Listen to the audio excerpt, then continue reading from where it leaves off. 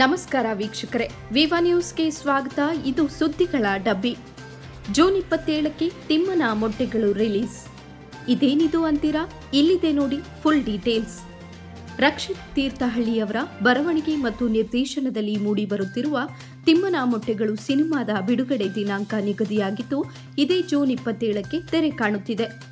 ತಿಮ್ಮನ ಮೊಟ್ಟೆಗಳು ಚಿತ್ರತಂಡ ವಾಸುಕಿ ವೈಭವ್ ಹಾಡಿರುವ ಕಾಡುದಾರಿ ಎಂಬ ಹಾಡಿನ ಲಿರಿಕಲ್ ವಿಡಿಯೋ ಅನಾವರಣ ಮಾಡುವುದರೊಂದಿಗೆ ಸಿನಿಮಾ ಬಿಡುಗಡೆ ದಿನಾಂಕವನ್ನು ಘೋಷಿಸಿದೆ. ಶ್ರೀಕೃಷ್ಣ ಪ್ರೊಡಕ್ಷನ್ ಬ್ಯಾನರ್ ಅಡಿಯಲ್ಲಿ ಮೂಡಿಬರುತ್ತಿರುವ ಚೊಚ್ಚಲ ನಿರ್ಮಾಣಕ್ಕೆ ಆದರ್ಶ್ ಅಯ್ಯಂಗಾರ್ ಬಂಡವಾಳ ಹೂಡಿದ್ದಾರೆ. ರಕ್ಷಿತ್ ತೀರ್ಥಹಳ್ಳಿಯವರೇ ಬರೆದ ಕಾಡಿನ ನೆಂಟರು ಕಥಾ ಸಂಕಲನದಿಂದ ಆಯ್ದ ಒಂದು ಕತೆ ತಿಮ್ಮನ ಮೊಟ್ಟೆಗಳು ಸಿನಿಮಾ ಆಗಿ ತೆರೆ ಕಾಣಲಿದೆ.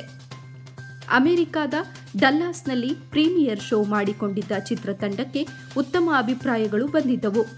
ಚಿತ್ರದ ಕಥಾವಸ್ತುವಿನಲ್ಲಿ ಕಾಳಿಂಗ ಹಾವು ಪ್ರಮುಖ ಪಾತ್ರ ವಹಿಸಿದ್ದು, ಮಾನವ ಹಾಗೂ ಪ್ರಾಣಿ ಸಂಬಂಧದ ಸಣ್ಣ ಎಳೆಯ ಭಾವುಕತೆ ಎಲ್ಲರ ಗಮನ ಸೆಳೆದು ಚಿತ್ರತಂಡ ಮೆಚ್ಚುಗೆಗೆ ಪಾತ್ರವಾಗಿತ್ತು.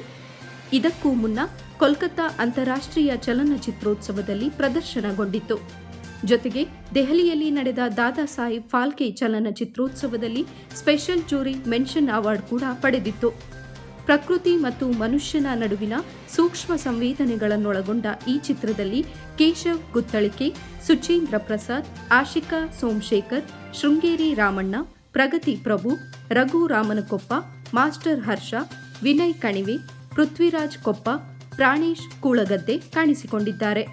ಚಿತ್ರಕ್ಕೆ ಪ್ರವೀಣ್ ಎಸ್ ಅವರ ಛಾಯಾಗ್ರಹಣ, ಕೆಂಪರಾಜು BS ಅವರ ಸಂಕಲನ ಹಾಗೂ ಹೇಮಂತ್ ಜೋಯಿಶ್ ಅವರ ಸಂಗೀತವಿದೆ.